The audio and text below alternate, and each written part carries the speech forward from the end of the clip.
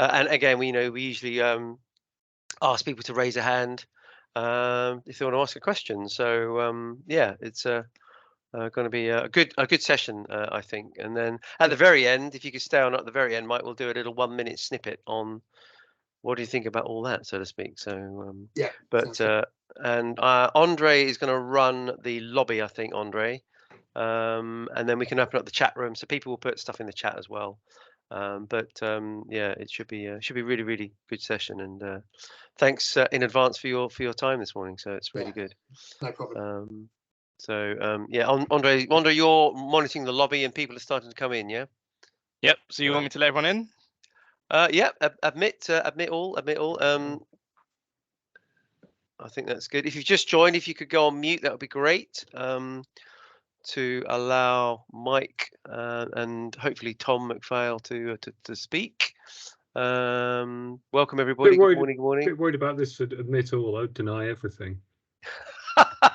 Yeah, it's a function of Teams to admit all. But there we go.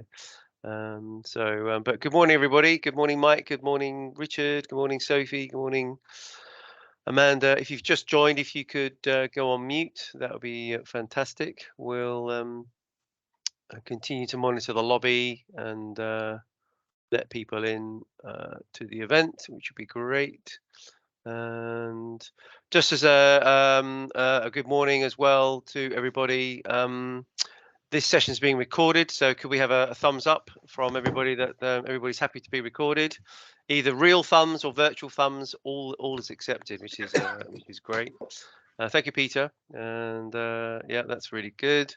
I hope everyone had a great weekend, and some had fantastic weather and some not, apparently. But on the whole, it was fantastic. So thanks everybody for joining this morning. So right, we'll make a start. Good morning, everybody. This is the Pension Playpen Coffee Morning event for this Tuesday. We're delighted to have Mike, Barrett, and Tom McPhail on from Langcat.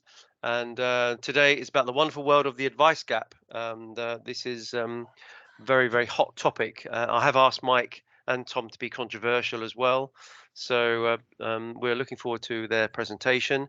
Housekeeping, as usual, is we'll monitor the lobby. If you want to raise a question, then put it in the chat, or better still, raise a hand. But without any further ado, I'll pass over to Mike, and you can introduce yourself, Mike, and enjoy the session. Great, thanks. Good morning, everyone. I was going to see if Tom wants to do an introduction here, but no, just more for my own amusement to put him on the spot, really. But no, he's muted. That's fine. All good. Right, advice gap. So introductions, get that out of the way. So my role is consulting director at the Langcat. I tend to get involved in some of the big kind of projects, as the name would suggest. And the advice gap is something which we've worked on for 4 or 5 years now at the Langcat on behalf of clients, and this is the first time we've taken it over ourselves. Tom, I don't even know what your role is. What are you? Policy director or something like that? Head monkey. Right. Head monkey. So pensions and public affairs and stuff like that. Yeah. Tom and I work reasonably closely when the subjects align, and this is one subject which did align. So we had the pleasure of working with each other quite closely on this one as the research progressed. Right. This isn't going to be death by PowerPoint. You'll be pleased to know there's quite a lot within the report. So using slides really just to kind of highlight some of the key findings, the key themes, and just kind of touching on partly just to kind of surface the depth of the researchers in there. The actual research, the actual paper, so I'm going to get Tom to do some work now, is available for free from our website. So Tom, if you could put a link to the report on our website, yeah, you'll be able to download that completely for free. The reason it's for free is the 4 fine companies you can see on the screen there who sponsored the report. We quite like getting paid at the Langcat every month, so part of the reason we have to get sponsorship is to enable that to happen. The consumer research obviously doesn't come cheap either, but also these 4 companies they didn't have any involvement in in the paper at all, apart from a little bit of kind of a heads up of, right, this is what the research is going to look like. And part of the value which they hopefully got out of it was they are quite keen to do something in this particular space and keen to understand the advice gap and what's sitting on both sides of that. And for me, that's kind of the I guess the pragmatism, the reality check which we wanted to bring to this particular piece of research. The advice gap, the whole question of it, is something which has kind of interested me for at least 10 years now, going back to some work that was done around RDR and kind of what RDR was going to do to the advice gap. And then also this research originated from a paper which the CAB, Citizens Advice, did back in 2015. And CAB obviously have a broad consumer remit, and in particular were probably more interested, I think, in people in really significant financial distress and how advice, in inverted commas, advice, guidance, financial support could help people to start to edge away from that pretty significant financial distress. And I think it's fair to say CAB are less interested in wealthier people who perhaps could pay for financial advice through a traditional financial advisor. And as a result, the 2015 paper, which CAB did, came up with the concept of 4 advice gaps. So breaking down kind of the barriers that are stopping people from doing something in their financial life. And not only is it affordability, but it's also awareness, it's also confidence and financial literacy, loads and loads of different things going into it. That CAB paper I thought was really good, and fast forward a couple of years and we said to CAB, do you fancy doing it again? And their response was, no, we're not doing this anymore. And actually, you can have all of the underlying research and all the underlying data. So we did it 3 times on behalf of a client at the time, Open Money, and then we've taken it over ourselves now just to carry on with the iteration. So we've got basically a decade's worth of data for the same research going forward. Just to finish off the CAB influence, I spoke with them actually for background where we started this project at the start of the year. And one of the things they talked about was that they obviously keep an eye on this kind of thing. And they, like I said, they haven't done any research in this space for quite a while, but they are almost certain that there is a kind of a 5th advice gap that has emerged out of their kind of their wider segment of the population who aren't taking any sort of financial advice at all. And that gap is purely down to affordability, where there is a segment of the population who you could give them all of the financial advice, all of the financial planning, all of the guidance that's available in the world, and budget and squeeze and everything around all of that, and their outgoings still outstrip their income. They simply do not earn and receive enough money to cover themselves living.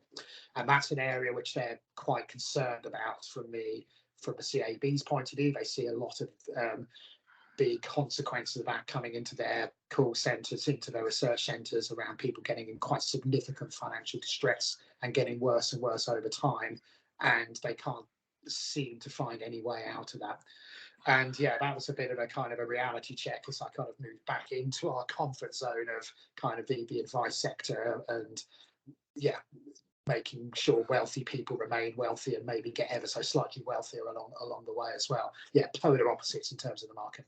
Right, let's jump into it. So as you can see on the slides here, we've got kind of 3 bits. We're going to focus mostly on the consumer research. We'll talk a little bit about the advisor research we did through our advisor panel at the Langcat, and then the final slide is the so what's, the conclusions of what kind of recommendations we came up with at the end. Right, headline figures. So starting kind of at the very top, the first question, or one of the initial questions, right, if you like, at the top of the tree of the research was, have you paid for financial advice in any shape or form in the last 2 years? That covers not only kind of investment and pensions advice, again, kind of our world of the financial advice sector. It will also cover mortgage advice as well, protection, that type of thing. 11% of the population have, and by the power of maths, you can work out that 89% of the population therefore haven't. That's been pretty stable over the time we tracked it. It naturally dipped down when we did it towards the end of 2020, where there was quite a few less people paying for advice over that period. So yeah, I was going to say it was a downside of the pandemic. I'm not sure if this might have been an upside. You weren't able to go and sit with a mortgage broker this time three years ago. But broadly, that cohort's remained pretty the same.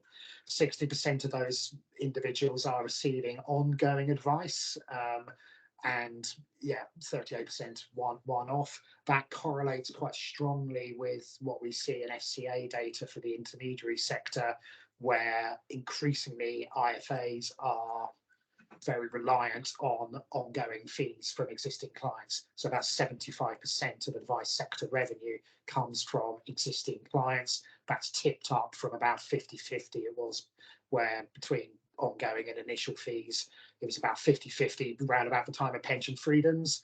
And whether that's cause and correlation, I don't know, but it is noticeable that the advice sector is now, it has the safety net, if you like, of recurring revenue. It is very focused on serving existing clients. We'll talk a lot about this in a moment. We asked quite a lot of questions out of that 11% who have paid for advice around kind of the overall experience. Probably the biggest headline, certainly one which I want, if I'm stood up in front of a room of advisors and I want to impress them, with all of the focus around value for money and consumer duty is a huge hot topic, obviously. 88% of those who are paying for financial advice believe that it represents good or very good value for money. So there's quite a few other questions we'll show in a moment around kind of a wider experience of working with an advisor, but most of those are kind of in that 90%-ish net positive bracket. So people who are paying for advice tend to be very, very happy with it. If we then flip to the other side, the 89%, clearly affordability, lack of resources, lack of money is by far the biggest segment of that 89%. But as much as no, we don't want to kind of discount that and dismiss the issues that those people are facing. We wanted to try and just bring a little bit more kind of pragmatism and realism, I guess, into the advice sector. If I could wave a magic wand, we would solve that issue of kind of financial literacy and affordability and well-being and all the rest of it. However, I do think the research shows that there are more realistically addressable segments for the advice sector to look at.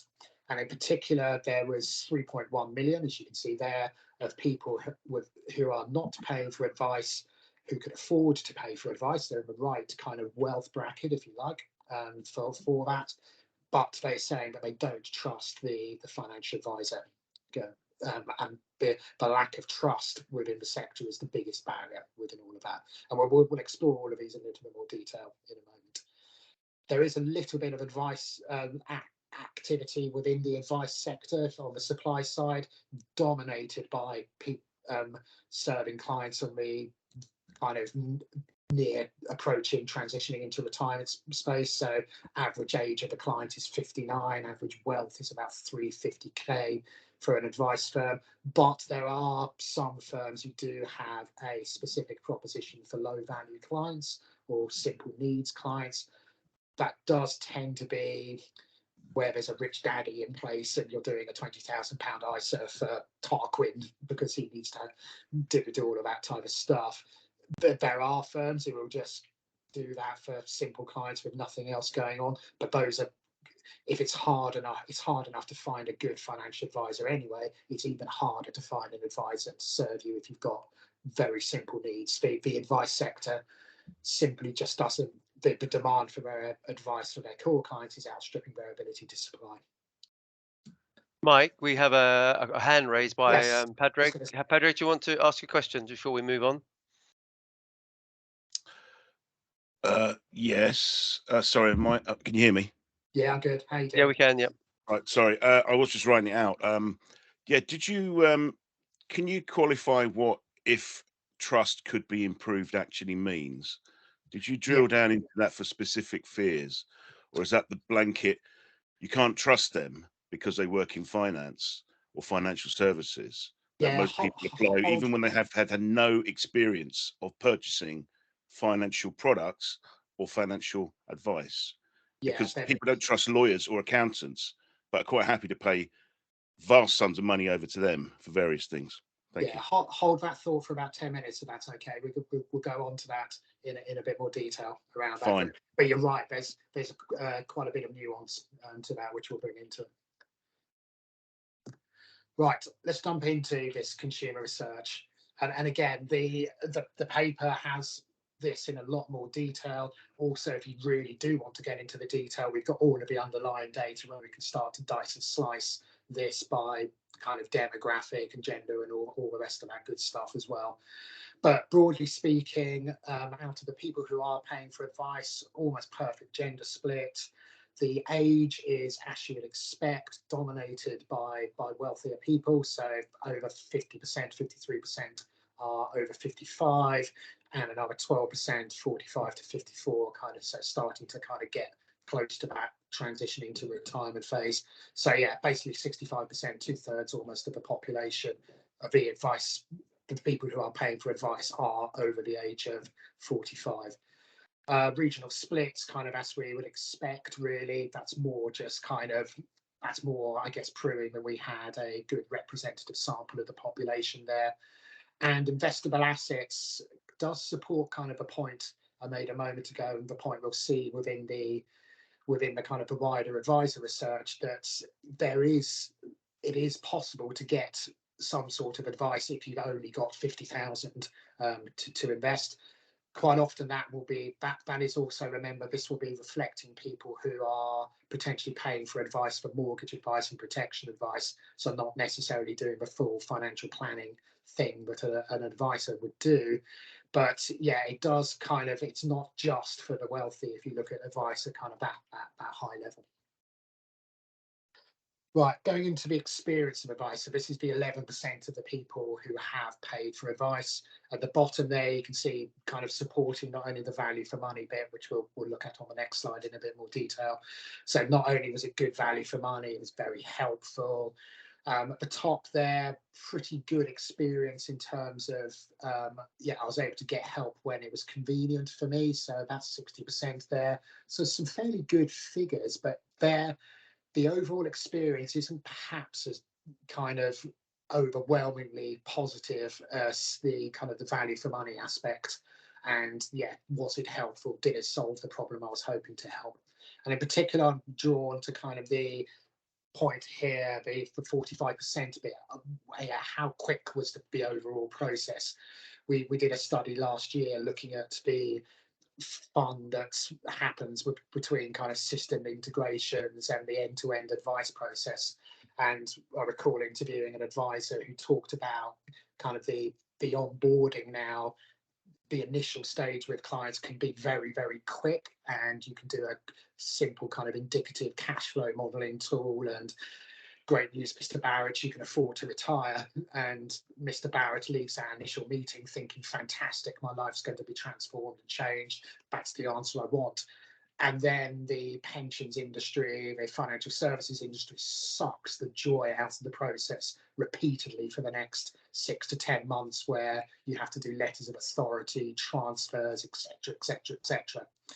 And it is not a quick process to kind of deal with Mr. Barrett's career, or what I loosely call my career, of pensions and stuff that a typical retirement client will have accumulated. And I think that when we'll come back to trust and kind of Podrick's question later on, I don't think that helps the perception and the lack of trust that financial advisors are facing, because they are having to front up to their clients for the mistakes, for the delays that are being delivered elsewhere throughout the process. I sometimes am astonished as to how tolerant advisors are for the crap which they have to deal with their clients, and they have to explain to their client that, sorry, I've chased this provider 3 or 4 times and it still hasn't happened. So certainly there is room for improvement in the overall in the speed of the process, if not the actual quality of the advice that people are getting. Did I see another hand go up? Yeah, we've got a hand from Henry. Henry, do you want to ask a question? Yes, I'm really interested in those two graphs at the top, those two bar charts at the top, because they seem to say that IFAs or advisors are much better now at delivering the advice conveniently, yeah, and at the same time they're not as good at getting the advice quickly. And I just wondered if you could comment on those two things, because and I don't think either scores are particularly good. I agree with you. I mean, scores in the sort of mid 50s are very kind of relatively low in these surveys. So could you just comment on that particular point, Mike? Yeah, I think it's just as I just said. Really, it's the overall kind of end-to-end process, really, and the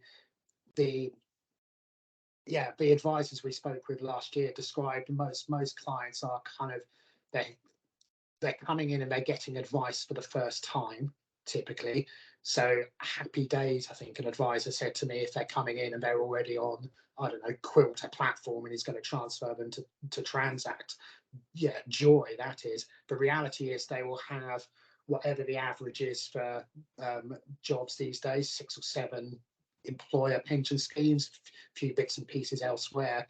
And the advisor's job to collect all of that data, to analyze it, and then potentially transfer it to somewhere more suitable, if there is somewhere more suitable, that takes a lot of time, letters of authority, transfers, etc., etc.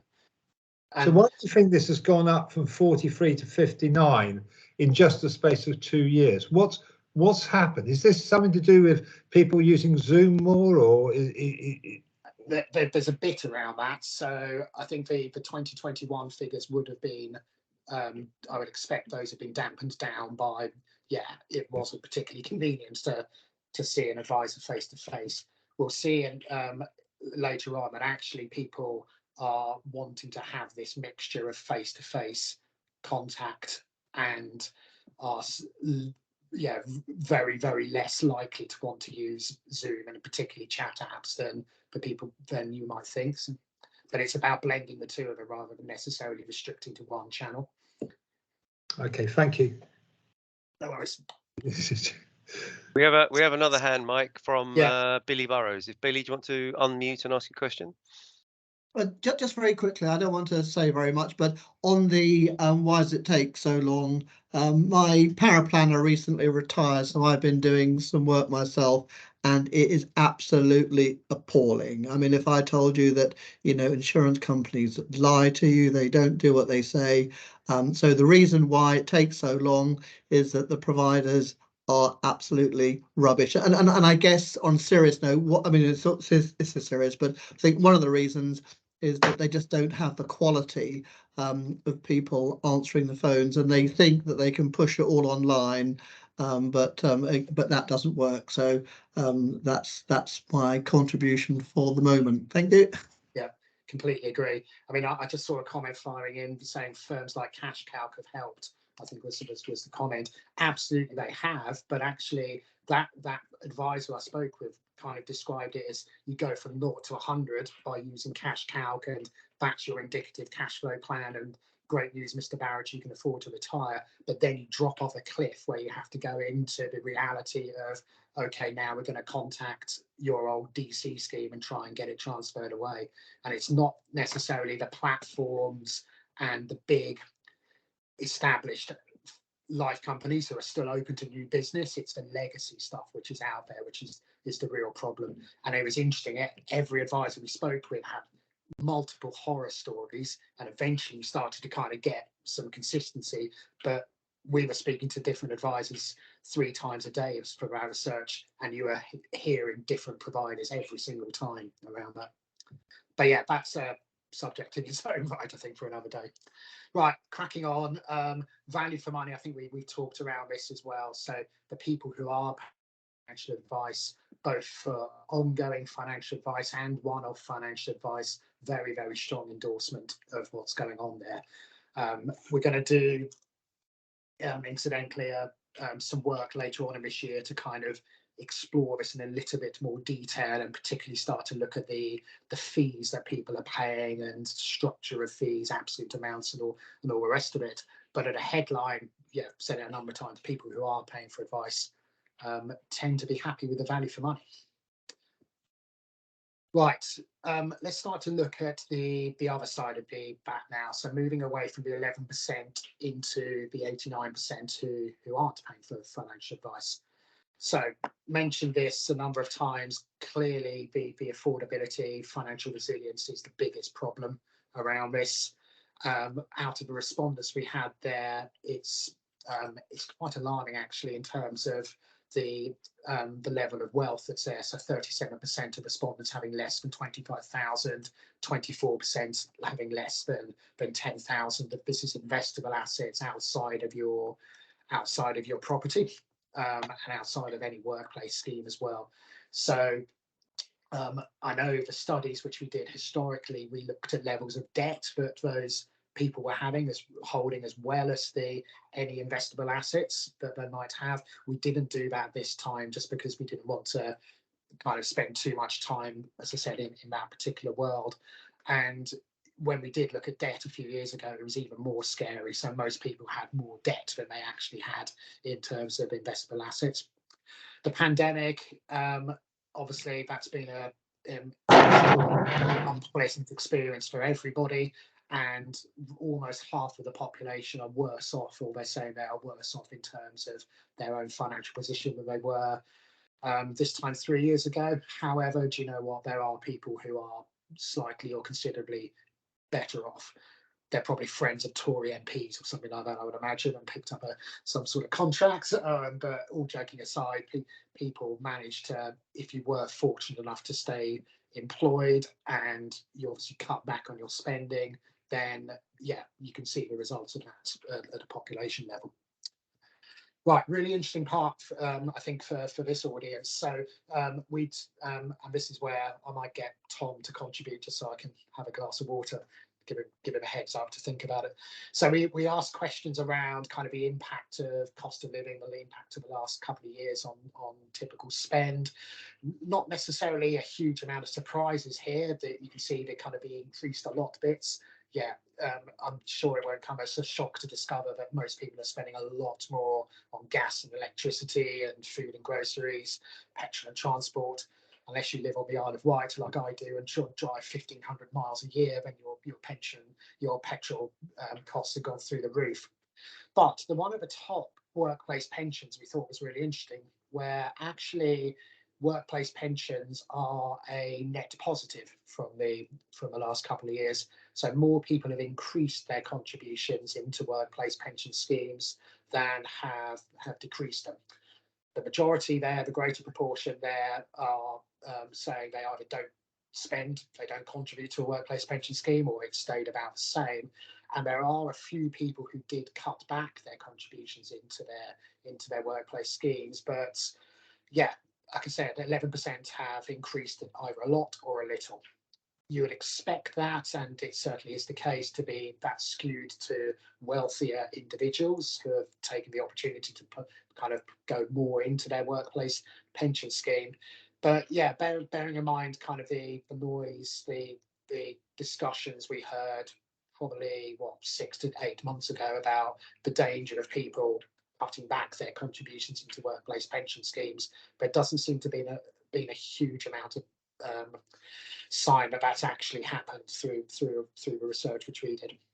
Tom, do you want to jump in at this point? Yeah, I think it's just worth commenting, and I'd welcome other people's thoughts around this. I think it's illustrative of the stickiness and the efficacy of the auto enrollment program and of those defaults, that it appears from what we found that people have just now, it's baked in. This is part of their expenditure, and whilst theoretically people could suspend pension contributions, and undoubtedly, as this shows, there's been a bit of that at the margins. We saw coverage earlier in the pandemic of fears that pensions were going to be a casualty of first the pandemic and then of the cost of living crisis. We're not finding that. And I think from a policymaker's point of view, this should be quite a reassuring message that we've kind of banked the win now of what auto enrollment has achieved in terms of participation rates and people and the normalization of retirement saving. There are still challenges there. I think probably most people in this call would agree the savings rates need to be higher. I think there's a whole separate conversation about how that can be achieved, because politically it's proving really quite difficult. But I think the base has been reset at a higher level now, and for the 84%, I think it is, of the employed population who are now participating in pensions, it appears from this research, it is now a given. It's just something that you do. And we did find, if you cast your minds back to around sort of 2012, there were fears then of very high opt-out rates. I think the official projection was that it would be somewhere over 30%. And of course, that too failed to manifest itself, and an opt-out rates at the time auto enrollment was introduced remained very, very low. In fact, the highest opt-out rates were amongst the very oldest cohorts who perhaps had just kind of capitulated and decided they were condemned already to an impoverished retirement. But all the young and the middle-aged all stayed in, and we're still seeing that now. Worth just noting, I should have said this right at the beginning. So the research was conducted through YouGov, represented a sample of the population. I think it was about 2,000 and something individuals completed it. It was the first week of February, the research was out in the field. So we obviously have had the 66 quid energy thing disappear then. I think 2 interest rate rises since then as well. So yeah, we'll come back to we're aiming to repeat this research next year, where we'll repeat the study again. So we'll see how things have moved on. Right. So this is starting to kind of go back to kind of Podrick's question around kind of trust and all the rest of it, but in particular looking at this kind of this addressable segment, if you like, of amongst the advice gap. So yeah, said it a number of times, not kind of diminishing the issues with financial resilience which are out there, but we wanted to try and find something which is perhaps a bit more addressable for the advice sector.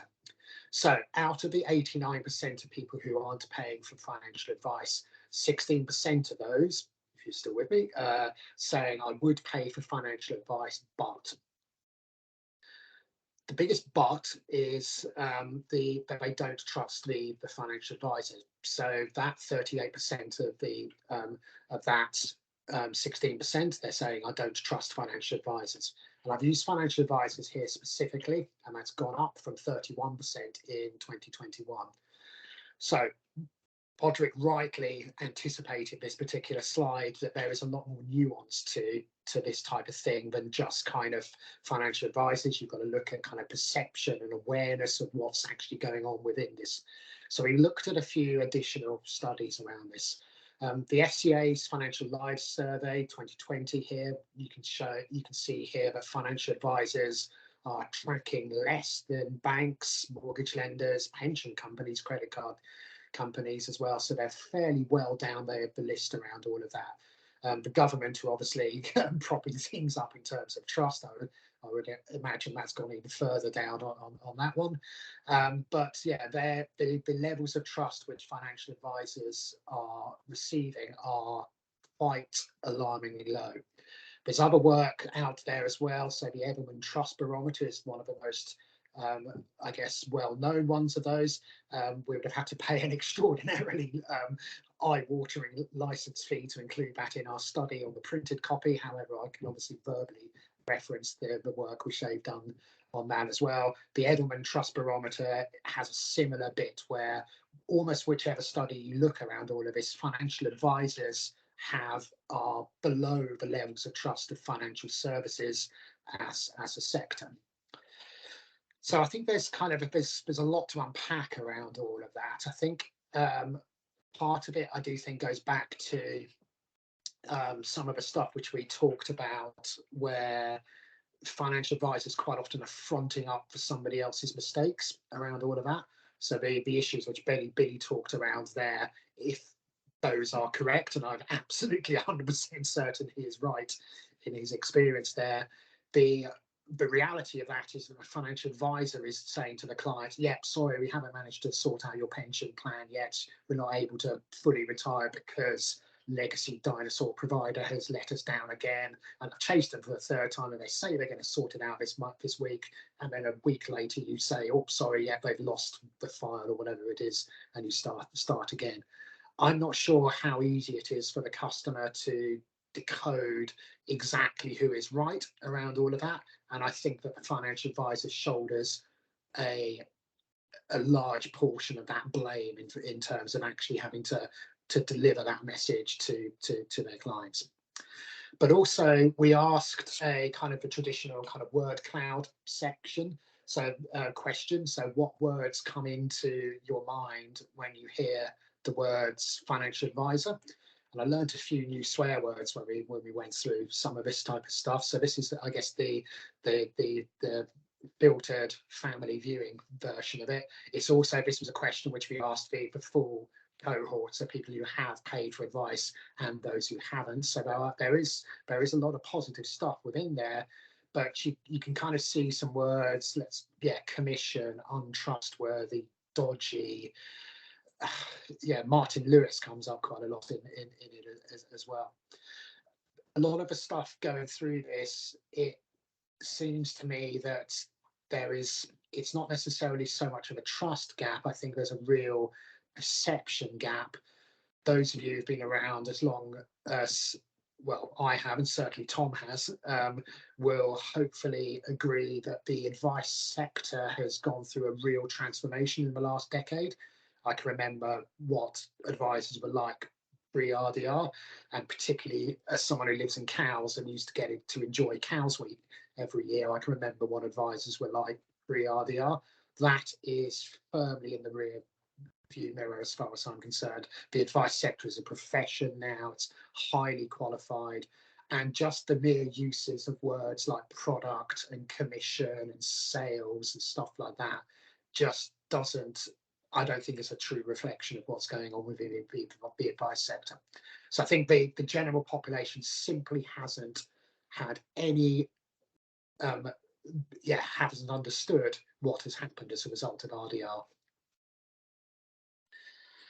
Looking at this kind of these buts, what I would pay for advice, but so it says 38% I need to trust the financial advisor, 37% I need to be convinced it would save me money. So this perception gap is not only about kind of trust and awareness of the advisor, but it's also about this value for money side of thing. So think about that positive endorsement we saw for people who are paying for financial advice. Those who aren't don't think that it represents good value for money. There's then the blue 27%. I need to earn more money than I do now. Yep, that's fair enough. I need to be able to be sure how to pick the right advisor. So I haven't included this stuff within the slides here, but people who are paying for advice, the most popular way they find an advisor is through a direct referral, either through a friend and family member, or in some cases through a professional connection, so solicitor, accountant, that type of thing. If your friends and family network don't work in financial services and they don't know a good financial advisor, then it's quite hard to find a financial advisor these days. So the awareness of services such as Unbiased and Vouched For is very, very low. So people don't even know that these services exist, let alone where to go and find them. And it amplifies that trust barrier. If you're thinking, actually, I'm not sure I can trust financial advisors, obviously the endorsement of, yeah, Tom's a mate, he's a good guy, he's worked in financial services all his life, he knows some good financial planners, that helps to break down not only that trust barrier, but that, how to actually find a barrier as well. There is then the final segment for 20% there is that, financial advice needs to cost less. So this is purely on cost terms where I found a good financial advisor, I kind of trust them, but actually they're just too expensive. So cost is a barrier for a small part of the population, but there are much larger, there's bigger fish to fry basically around all of that. It's not just about making it cheaper. You need to make it easier to find the right advisor. You need to make it easier to understand the value, and that trust perception has to be addressed as well. Incidentally, this was also the one area where we did see some sort of difference between males and females. So we looked at it from a kind of a gender imbalance point of view throughout.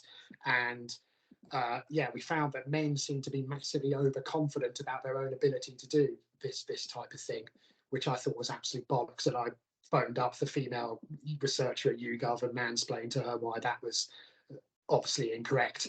But you know what, actually turned out to be right. So what do I know? Hey? So yeah, men being overconfident was a real shock when we saw that one.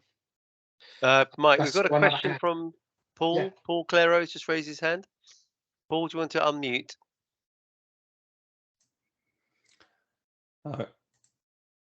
I will. Excellent report, Mike. Looks absolutely brilliant. One of my clients sponsoring it as well, so that's all good news. Excellent. So the chart you've got on the screen, to me, and I may be biased, of course, is pointing to a need for more consumer education, because if consumers could, be given examples and content that shows them the value of advice, not with all the secrets, of course, but a step towards it, that might help. But my bigger question is, how will the industry change? Because if, to your earlier point, 75% of revenue is on a recurring basis, and presumably the other 25%, most of that is coming through, referrals. What's going to change? Because you've got an old industry, says an old guy. You've got an old industry that's rushing for the exit door. What's going to change this?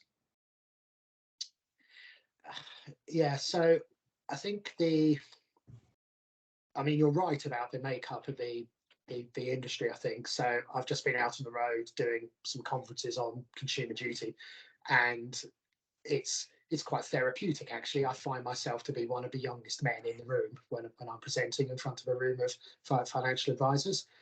There is increasing life outside of that, I think, and I don't think you have to go too far to kind of do some of the work around, it is a consultancy thing.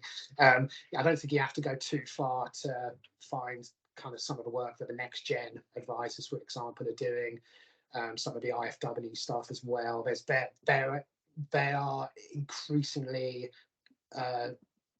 influential voices. So I know from a client, from a pure consulting point of view, they're now actually people you want to be seen with from a provider's point of view.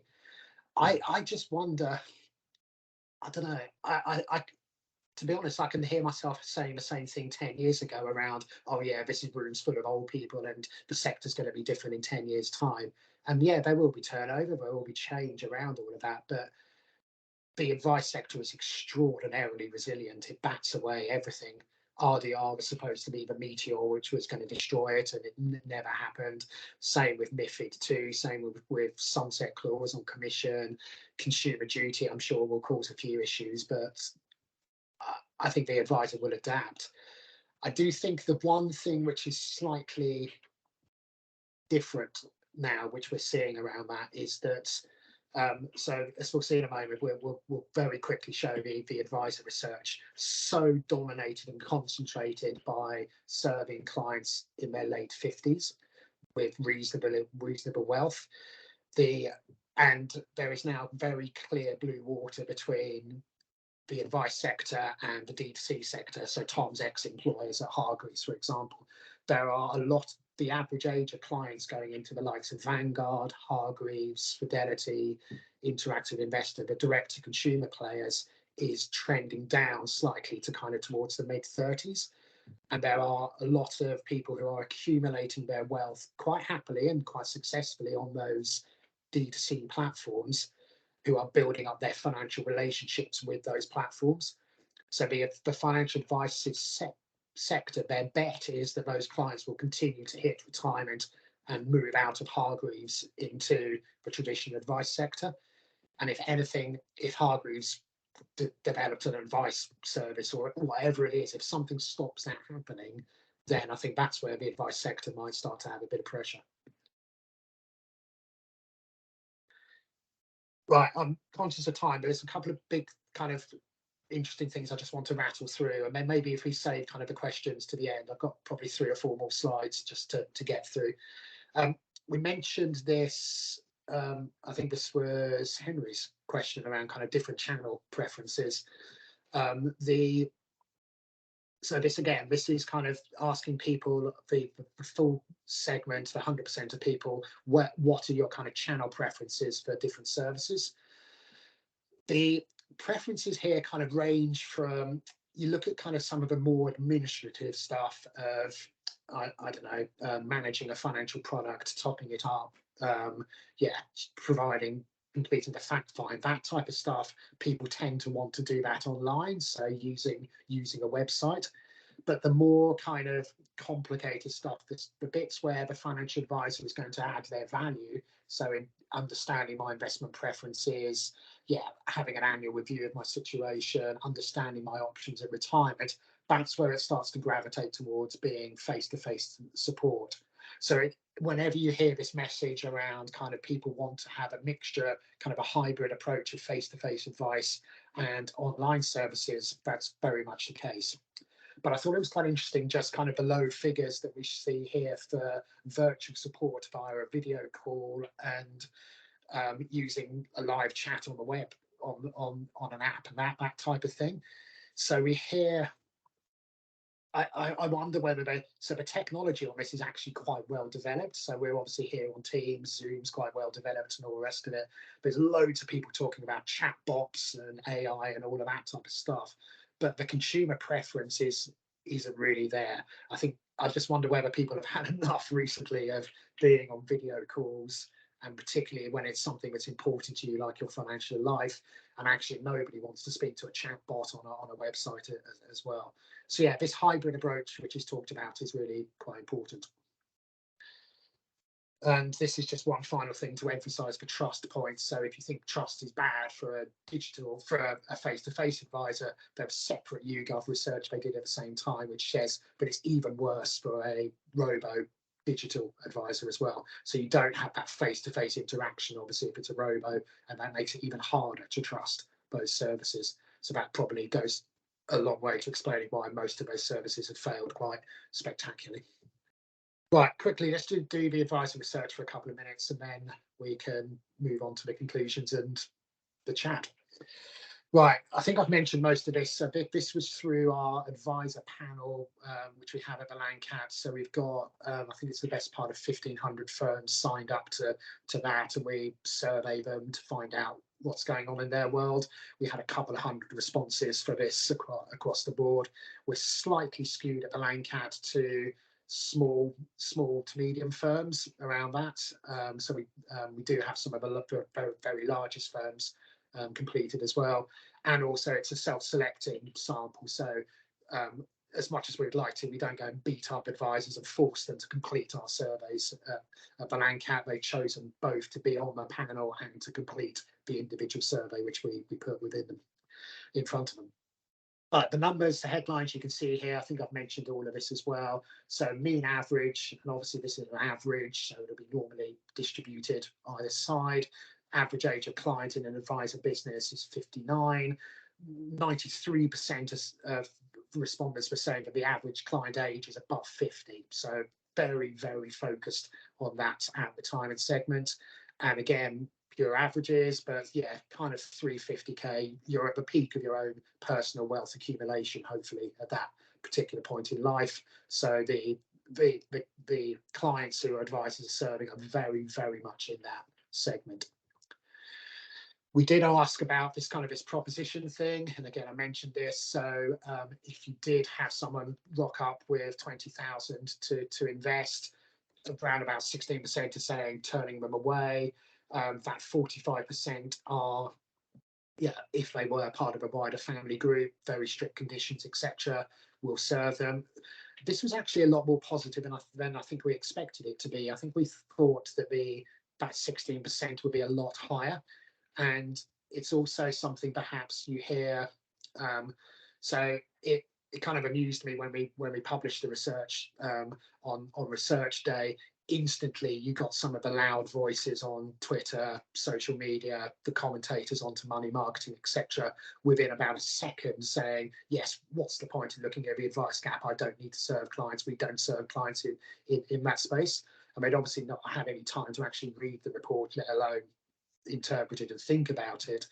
But yeah, some of the loud voices in the advice sector tend to say, oh yes, we just turn clients away, we don't need to.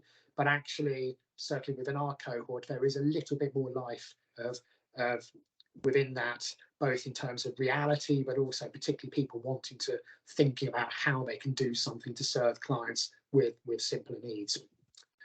But then we had a kind of an open question around kind of what's going on in terms of, yeah, who's to blame for all of this.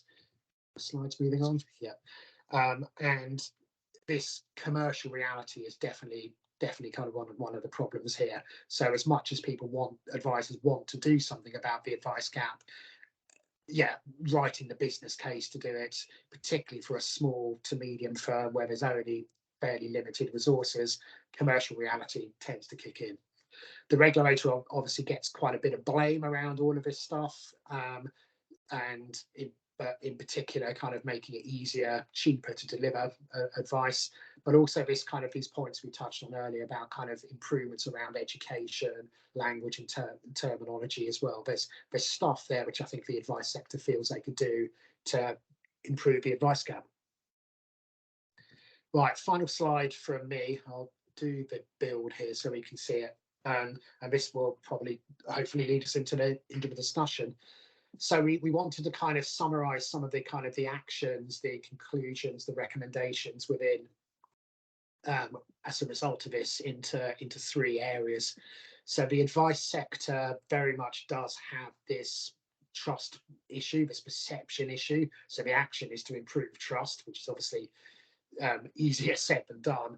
We think the 2 ways to do that. So firstly, for individual firms to help encourage referrals. So not only is that your best new business generation channel, that helps break down the trust barrier. So actually, and helps break down the perception, even if you're not going to use an advisor at the moment, if you know somebody who says, hey, this advisor is really, really good, that's just going to start to hopefully eventually chip away at some of this pre-RDR perception that seems to still exist that's out there. The trade bodies need to take a lead around this. So as much as individual advice firms can do, 90% of advice firms are small, so they're going to have very limited impact around all of this. The trade bodies need to stop beating each other up and being internally focused on power struggles on their side and actually start to champion the advisor, the quality of advisors, the value for money that advisors seem to be delivering to their clients, and the professionalism that the advice sector has gone through over the last decade. That message just simply isn't out there. I think providers have a role around all of this, so they can help support the trade bodies. They can help promote advisors, I think, alongside some of those messages.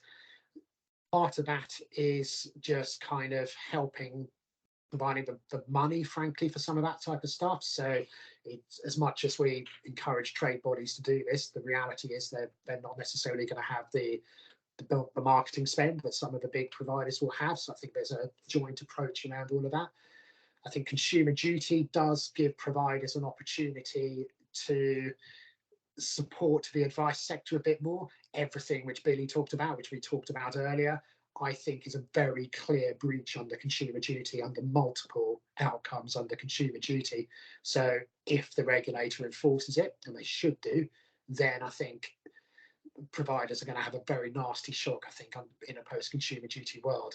So actually, if you look at it positively, if you hit the standards that the regulator is expecting under consumer duty, then the overall experience should be much, much greater. And I also wonder whether providers need to be less, I said address channel conflict here, but also less fearful of channel conflict. there is a place, I think, which, as I said earlier, the likes of Hargreaves and Interactive Investor, Vanguard are starting to fill for clients with simple needs. Yeah, don't need to have full financial planning, they just need help to do something sensible. And the advice sector, the providers who tend to serve the advice sector or are still petrified of kind of channel conflict and advisors freaking out that they're going to steal their clients. I think there's definitely a way providers can get that perception right. They tend to be hilariously clumsy about some of their messaging and treading on advisors' toes. But actually, if they do it right and make sure they are supporting advisors and not trying to steal their clients, then I do think providers can kind of just help consumers start to do something sensible and within their financial life. And then finally, the register, the regulators. So the FCA register is the worst website on the internet, almost without exception. I'm sure there's probably a few slightly worse ones around that, but actually in terms of wanting to achieve the thing which you arrive on said website for, I'm deeply sad, and I read most of the FCA stuff and I kind of understand this, but even my mind can't cope with trying to go onto the FCA register to understand, is this individual or organisation something I can trust with? So they do need to sort out a consumer version around that, which they've been talking about for several years. They need to get on and do the advice guidance review, which again, Tom can probably talk about in greater depth if we want to go down that path. But in the absence of that clarity, whilst they're flagging that this work is coming, I think there's a bit of a vacuum starting to develop where it is very hard for providers to commit funds to developing a proposition in this space when you know that there is significant regulatory change coming down the line. That's, yeah, you don't know the scope of that, the timing of it, etc., etc. That I think firms are going to sit back and wait until that's clarified before they do anything in that space. And then finally, I wonder whether the regulator has a bit more of a role to play around actually championing advice. I mean, obviously their primary remit is to protect consumers and to protect consumers from exposing themselves to harm, and they're not necessarily going to want to promote the advice sector. They don't have to do the job that the trade bodies do, for example. But yeah, in a lot of cases, the best way you can protect yourself from harm as a consumer is to work with a regulated financial planner. And I just think that there's maybe a little bit of kind of shifting of their objectives there would be a positive outcome. Right, that's been more than enough for me. I hope that's been of interest, but yeah, happy to. Yeah, Mike, that's fantastic presentation. Really, really interesting. Deep dive into what's going on. Really, really good, and I'm sure everybody will join me to thank you for that. No Podreg, you got a hand raised. Podreg, you've had your hand raised for a while, and then we'll go to the chat. There's a few questions in the chat as well, but Podreg, you start first. I think one of my things touches on that. I don't want to dominate this, but going back to what you said before about perception. I mean, how many of these people that say they're being charged too much actually have ever paid for it before? Because there was an interesting piece of research from Wisdom Council recently that looked at people that were prepared to pay for advice. They found the average that they were prepared to pay for advice, a one-off session for looking at retirement, was £213. You can't get a car service for that these days. And you're talking about the amount somebody's wealth for the rest of their life.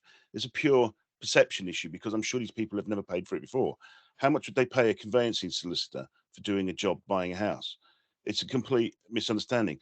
And the trouble is, it's all been compounded by an institution that's now been in existence for 10 years and consistently fails to draw a line in the sand between guidance and advice. And unfortunately, it spills into the transfer area as well, when TPR will tell schemes, will use the law for doing a transfer, unless it gets a bit difficult, but you think it's okay, then just follow the guidance. It's all just too cockeyed, and you really need the regulators to draw lines in the sand so people know where they are. Unfortunately, there doesn't seem to be anybody at the regulators with the guts to be able to say, this is where we stand and where we will not tolerate things going any further. Yeah, sorry, that's my bit. No, definitely. I mean, we did used to ask that question around how much would you pay for advice on pensions and retirement and all the rest of it, but we didn't do it in this study for exactly the reason you just talked about, where the answers we got were just so wildly out of kilter with the reality that the only conclusion you could get from that was that people just do not have any understanding whatsoever around what sort of ballpark they're going in. Very quickly, your advice guidance thing. One of my favourite things from FCA research in this is that there is a segment, a small part of the population who believe that guidance is actually a higher bar than advice. So actually, if someone gives you advice, it tends to be less personalised. So I don't know, Mike, I advise you to lose some weight. Whereas if it's guidance, I'm guiding you to lose some weight by eating less, exercising more, whatever it might be. So actually, that you're right, that grey line there is a problem, and it's amplified by the fact that people actually, in some cases, think guidance is the higher standard. Sure. Thanks for that answer, Mike. Sophie's got a patchy signal, but she says, is there a role for pension schemes to play a bigger role in encouraging members to seek advice or independent advice? Do you think there's a big, duty of care there, do you think? Do you think pension schemes is the answer, Mike? Or Tom? I think Tom's just disappeared, actually. But, that's all fine. So one of the bits, going back to the referrals side of things, so where are you finding advice from? We did ask around kind of pension, not pension schemes specifically, but your workplace, your employer. And there's a small percentage, I can't remember the exact numbers, but it was way down the list around that as well. So there is a little bit of evidence that employees are starting to be able to access financial advice or guidance or anything, some sort of financial support through those schemes. But I think it does feel to me like the demand for that is probably fair to say that that's there. So this importance of getting a referral and to help break down not only the trust barrier, but also where the hell do I go to find supported by barrier. That's really quite important. I mean, one of the questions we asked specifically was around the likes of PensionWise, and 75% of the respondents haven't even heard of that service. So some of the free services that are out there. So actually, the more, it's kind of a similar theme around kind of just nudging people into good behaviours. The more that people can be nudged into good behaviours, kind of adjacent to the DC scheme as well as the actual scheme itself, feels to me to be a really positive thing. Yeah, no, I agree. And there's always this perception that employers won't jump onto an IFA or select an IFA because of the risk. This comes back to the trust point, doesn't it, Mike? And a lot of employers, embrace advice and will provide advice or access to advice, and some will say it's just too risky to choose one firm because of the risk of, if that goes wrong, egg on face for the employer. I mean, that's perception's got to change, isn't it? Yeah, it has. I mean, I can understand it. I mean, it's something I find myself, I'm sure other people do as well, when you start to kind of have conversations with friends, families, or even, I remember a couple of years ago, the guy came round to my house to fit a boiler, and you start to kind of chat about what he's doing, and then you suddenly realise he's been in the British Gas pension DB scheme for 35 years or something. And A, I'm extraordinarily jealous, and B, where do I? Yeah, you're telling him you need to have a good financial advisor, and here's where to find one on the Isle of Wight. So. Yeah, and I think some employers are adopting IFA panels. So it's not just selecting one; it's saying, look, there's a 3 or 4, IFAs in this kit. Then that reduces the risk for the employer and the pension scheme, because then it's the member choosing the IFA, not the employer, I guess, to a point. But they're providing a panel. Yeah, definitely. Yeah. Okay. Okay, we're now 11:33. Fantastic presentation, Mike, and we really appreciate your input. I hope everybody's enjoyed that. Tom McFarlane even said he's got to go to another meeting, but it was quite interesting. So that's praise indeed from your colleague. Yeah. So Yeah, I thought it was really good. I thought it was really good, really good, and very insightful. We do a lot of things right in the industry, but equally we're still now in 2023 doing things wrong, and we need to improve at advisor level, provider level, and regulatory level. And I get all that. This slide is really powerful. This last slide, Mike. So really appreciate that. And I hope everybody will join me in thanking Mike for his presentation. There was a link in the chat very early on with access to this report that Langcat has produced. So if you want that, then look in the chat. You can download that report. That's absolutely fantastic, Mike. So thank you very much indeed. Next week on our coffee morning, we've got the wonderful Billy Burrows. I think he's still on, presenting on drawdown versus annuity. Obviously, with interest rates and annuity rates improving, he's going to be analysing drawdown versus annuity. So that should be quite a interesting debate. So thanks, Billy, for that, and really appreciate it. For everybody else, thank you very much indeed for joining today. My name's Steve Goddard, CEO of Pension Playpen. We survive on your voluntary contributions. So if you'd like to make a contribution to us on a regular basis or a one-off, then look at the site. I think the content, as per today, is fantastic, and we have a very high level of interest and a very high level of membership across the board with the industry. So thank you for joining today. We really thank you for your time. And as usual, we pray for peace in the East. Can't believe there were bombs last night in Kyiv again, and it's now nearly June 2023. So a fantastic presentation, Mike. Thanks again. If you could stay on, Mike, by the way, for a little session afterwards, but that'd be great. Thanks everybody else for joining us today, and be safe and enjoy the rest of your week. Thanks very much. I think Andre, you're going to stay on as well, aren't you? I think possibly. So which is good. Excellent. Yep, I'm here.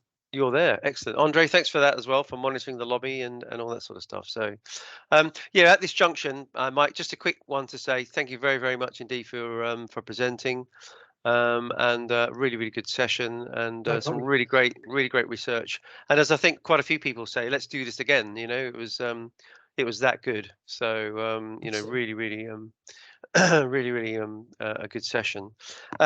What we usually do now is just take 1 minute out just to sort of say, summarize what you've just presented, and what sort of feedback do you think you've got, and were you impressed with some of the questions? So Mike, what as a summary of today, what was today all about, and what do you think you've learned from it?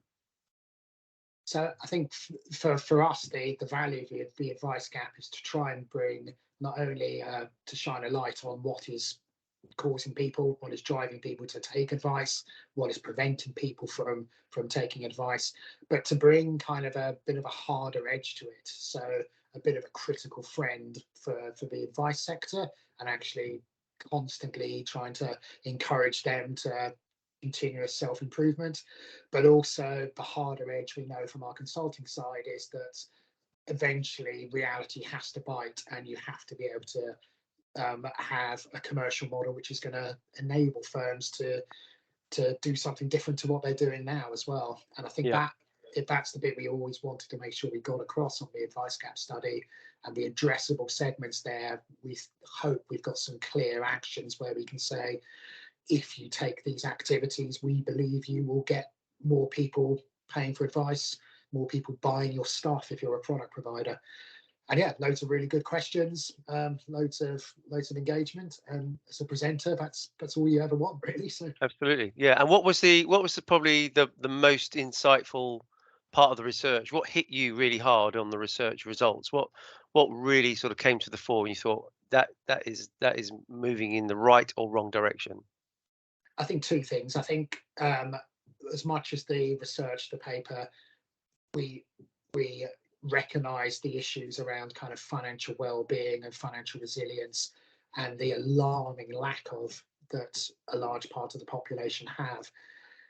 Yeah, that would be a study in its own right, but it doesn't feel that, unfortunately, that's something that's realistically addressable within the advice sector. Everyone would love to be able to solve that, but that's increasingly a big societal problem. Yeah. The other the flip side of that is the areas which are addressable, the lack of trust that unfortunately the general public appears to place in the financial advice sector. I speak to advisors every single day, and I know that there are hundreds and hundreds of extraordinarily professional, highly qualified financial advisors who are only remunerated through fees, and the only way they get paid is if they deliver value to their clients, and they've been doing that for over a decade. The general population still seems to think that the advice sector is selling products and getting commission for it. Exactly, and that's the downfall of us as an industry, is the perception hasn't really changed hugely 10 years post RDR. So and that feels that it could and should be addressable. It should be addressable, absolutely. Okay, Mike, thank you very, very much indeed. Absolutely enjoyed that session, and thanks, Andre, for doing the lobby and the chat and everything else, and running the session for us. That's really good. Have a great rest of the day, Mike. We'll post the video up later on this afternoon on the library. Really good session, Mike. Thank you very, very much. No problem. We should do it again. Definitely do it again. Yeah, definitely. So, all right. Cheers, Mike. Cheers, Thanks very much.